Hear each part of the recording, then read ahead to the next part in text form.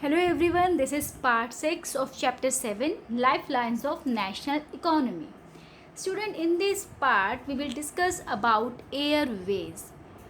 Okay, so as you all know very well that airways are fastest, most comfortable and prestigious mode of transport.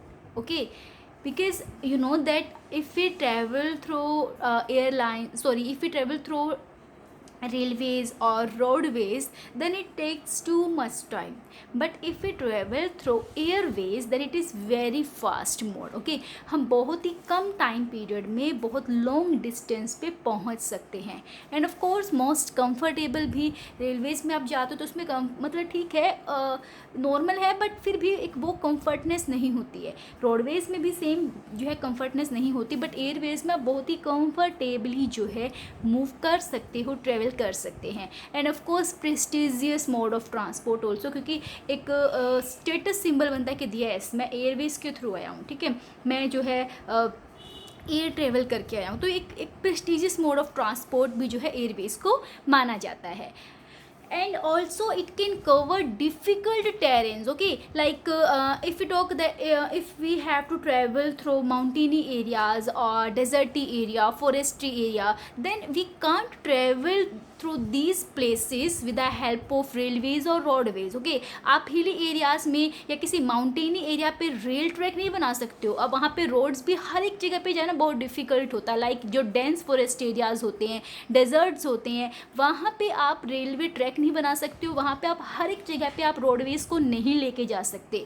That's why जो Airways है वो ऐसे areas में भी, like high माउंटेनी areas में जो long oceanic stretches होते हैं, डेंस फॉरेस्ट या जो डेजर्टी प्लेस होते हैं, लाइक सहारा डेजर्ट है, तो ऐसे एरियाज़ में भी एयर ट्रांसपोर्ट अवेलेबल है। ओके, आप एयर प्लेन के अंदर बैठ के अब माउंट एवरेस्ट को भी क्रॉस कर सकते हो, माउंट एवरेस्ट को भी बाय बोल सकते हो that I am travelling upon you, मैं तुम्हारे ऊपर से जा रहा हूँ। मीन्स क्या है कि आप हर एक एरिया से जो है, हर एक जगह से आप एयरवेज के थ्रू ट्रैवल कर सकते हो, उसमें कोई प्रॉब्लम नहीं आती है। ओके, सो आपको समझ आ गया होगा कि एयरवेज जो है कितना इंपॉर्टेंट है, फास्टेस्ट मोड है, कंफर्टेबल मोड है, और इसको आप कहीं भी जा सकते हो, कहीं भी आप ट्रैवल कर सकते हो।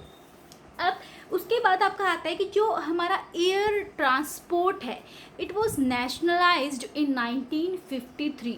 नेशनलाइज्ड से मीनिंग यहाँ पे क्या है कि इससे पहले 1953 से पहले बहुत सारी प्राइवेट कंपनीज थी जिनके थ्रू एयर ट्रांसपोर्ट जो था वो होता था।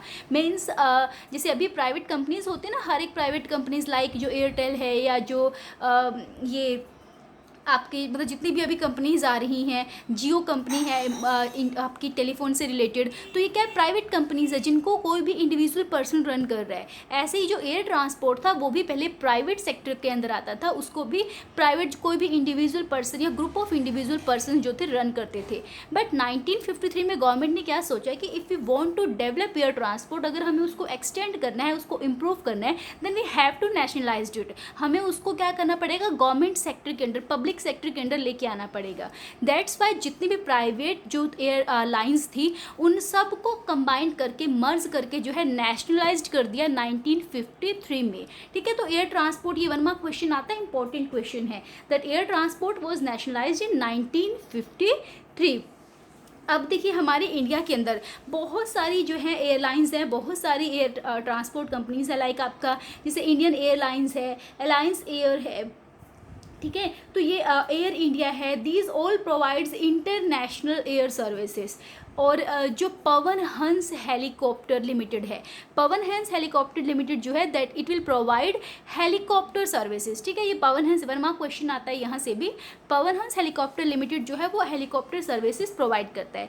बट यहाँ पे एयर ट्रांसपोर्ट का एक ड्रॉबैक आता है कि it is not suitable for common people. Okay, air transport is not suitable for common people because इसकी जो टिकट होती है वो काफ़ी ज़्यादा कॉस्टली होती है, जिसको कॉमन पीपल अफोर्ड नहीं कर पाती। That's why air transport is not suitable for common people. Okay, अब यहाँ पे क्वेश्चन आता है, इंपॉर्टेंट क्वेश्चन है। क्वेश्चन आपका कैसे बन सकता है दैट 2 टाइप से क्वेश्चन बन सकते हैं। One is that why is air travel preferred in the north eastern state? Okay, air travel जो है नॉर्थ ईस्टर्न स्टेट में क्यों प्रेफर्ड की जाती है? और एक क्वेश्चन आता है that in northern eastern states special provisions are made to extend the services to the common people, why? Okay, अब देखिए इसका आंसर बड़ा ही इजी है। नॉर्थ ईस्टर्न स्टेट में क्या है, कुछ वहाँ के लोगों को स्पेशल प्रोविजंस यानी कि लाइक सब्सिडी वगैरह प्रोवाइड कर दी जाती है सो दैट वो क्या कर सके, एयर सर्विस को जो है वो लोग यूज़ कर सके। तो क्यों दिए जाते हैं उनको स्पेशल प्रोविज़न? या जो नॉर्थ ईस्टर्न स्टेट हैं इंडिया के अंदर लाइक नागालैंड, अरुणाचल प्रदेश, मिज़ोरम, मेघालय, मणिपुर, त्रिपुरा, इन स्टेट्स के अंदर नॉर्थ ईस्टर्न स्टेट्स में एयर ट्रैवल को ही क्यों प्रेफर किया जाता है?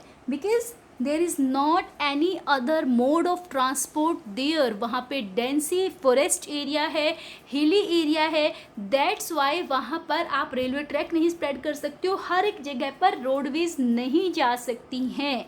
Okay, that's why air travel और air transport is preferred in north eastern states of India. Okay, like Jammu and Kashmir है, हिमाचल प्रदेश है, उत्तराखंड है, ये वाले एरियाज़ के साथ भी सेम ऐसे ही है। लाइक लद्दाख, लेह, स्पीति वगैरह जितने भी अदर डिस्ट्रिक्ट्स और जितने भी यूनियन टेरिटरीज़ हैं, यहाँ पे लद्दाख जैसे यूनियन टेरिटरी है, तो यहाँ पे आपके हर एक जगह पे रोडवेज नहीं जाते, यहाँ पे आप रेलवे ट्रैक नहीं बना सकते हो। दैट्स वाई यहाँ पर एयर सर्विसेज प्रोवाइड की जाती हैं। ओके, और सेकेंडली यहाँ पे बहुत ज़्यादा इंडस्ट्रियलाइजेशन भी नहीं है, जिससे लोगों का जो एक स्टेटस लेवल होता है या जो लोगों का जो इकोनॉमिक लेवल होता है वो बहुत ज़्यादा हाई नहीं है। That's why government provides them special provisions so that they can made to extend the services. Okay, लोग को इन सर्विसेज को यूज़ कर सके। तो जो जितनी भी हमारी अदर सर्विसेज लाइक हमने जो अभी पवन हंस हेलीकॉप्टर लिमिटेड बोला था कि जो डोमेस्टिक सर्विसेज प्रोवाइड करती है इंडिया के अंदर, हेलीकॉप्टर सर्विस प्रोवाइड करती है, उसका मेनली काम क्या होता है, it provides services to oil and natural gas corporation in its off shore operations. Okay, Pawan Hans helicopter से हम ऑयल एंड नेचुरल गैस को जो है one place to another place लेके जाते हैं। ओके, अब देखिए जो एयर ट्रैवल है इसमें मेनली हमारे कुछ मेजर एयरपोर्ट्स आते हैं। ठीक है, कुछ मेजर एयरपोर्ट्स आते हैं जहाँ से आपके पास बोर्ड एग्ज़ाम में क्वेश्चन भी आता है। फर्स्ट ऑफ ऑल हम इसके 6 जो मेजर एयरपोर्ट्स हैं हम उनको एक बार देखेंगे। After that we will locate these international airports in our India's map. Okay, so first of all is Raja Sansi airport. जो राजा सांसी एयरपोर्ट है it is situated in Amritsar. और अमृतसर कहाँ पे है? पंजाब में। अमृतसर किस और पर्पज से फेमस है? Do you know about that? Yes, 1999 में यहाँ पे क्या हुआ था? यस, जलियांवाला बाग इंसिडेंट हुआ था। ठीक है, तो अमृतसर वहीं पे राजा सांसी इंटरनेशनल एयरपोर्ट है। सेकेंड है Indira Gandhi international airport. Indira Gandhi international airport everyone know about it, Delhi में है और ये इंडिया का सबसे बड़ा लार्जेस्ट बिगेस्ट एयरपोर्ट है। Third is Chhatrapati Shivaji airport. Chhatrapati Shivaji airport Mumbai में है और मुंबई कहाँ पे है? महाराष्ट्र में। Fourth is Meenambakkam airport. Meenambakkam airport को चेन्नई एयरपोर्ट भी कॉल करते हैं, इसको बोलते हैं, and it is located in Chennai. और चेन्नई कहाँ पे है? तमिलनाडु में। Next is Netaji Subhash Chandra Bose airport. Netaji Subhash Chandra Bose international airport जो है वो वेस्ट बंगाल में है, कोलकाता में है। 6 is Rajiv Gandhi airport. Rajiv Gandhi airport जो है वो आंध्र प्रदेश हैदराबाद में है। Okay, so these are 6 important international airports. तो हमने इनको एक बार थोरली रीड कर लिया है। Now we will locate these international airports in our India's map and please do practice again and again and again so that when question will came in your board exam you are fully ready to locate these points in your map. Okay, so just have a look on India's map. So student, here is our first international airport, that is Raja Sansi Airport. जो Raja Sansi airport है वो यहाँ पे अमृतसर में है और अमृतसर कहाँ पे है? पंजाब में। ठीक है, ये हमारा फर्स्ट एयरपोर्ट है Raja Sansi airport. Second is this is Haryana. Haryana के साथ में यहाँ पे एक छोटा सा जो डॉट बना होता है मैप में, वो क्या है, Delhi.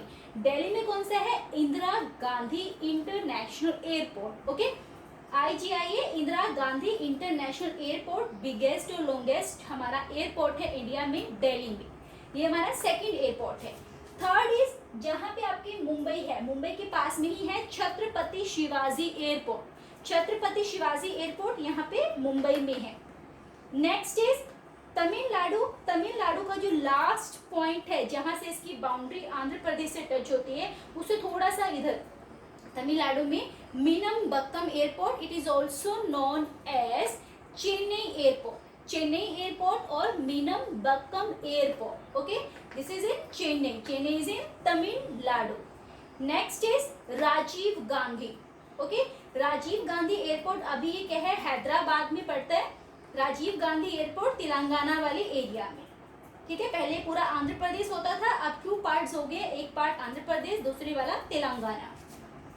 And the last one is Netaji Subhash Chandra Bose airport. Netaji Subhash Chandra Bose airport is situated in West Bengal. West Bengal में कोलकाता के पास में है Netaji Subhash Chandra Bose airport. So these are 6 international airport जो एग्जाम पॉइंट ऑफ व्यू से बहुत इम्पॉर्टेंट है। एंड यहाँ से 1 मार्क जो क्वेश्चन है एग्जाम में, बोर्ड एग्जाम में मैप का 101% आता ही आता है। Okay, so I am again repeating in Amritsar it is Raja Sansi, ठीक है। अमृतसर देखिए जम्मू कश्मीर जी बिल्कुल पंजाब की बाउंड्री से थोड़ा सा इधर है, थोड़ा सा आगे। Delhi Indira Gandhi international airport, Mumbai Chhatrapati Shivaji airport, Chennai Meenambakkam और Chennai airport, Rajiv Gandhi airport in Hyderabad, and Netaji Subhash Chandra Bose airport in Kolkata, West Bengal. So these are 6 major international airport. I hope आपको पॉइंट्स और इनके लोकेशन और जो हमारा एयरवेज है वो अच्छे से क्लियर हो गया होगा। And if you want to get the better ideas and better learning, then you have to go through with your NCERT and you have to practice again and again with your map. Okay, so meet you in our next video lecture, and in next video lecture we will start our next part, that is communication. Okay, till then students, keep learning, keep connecting. Have a good day.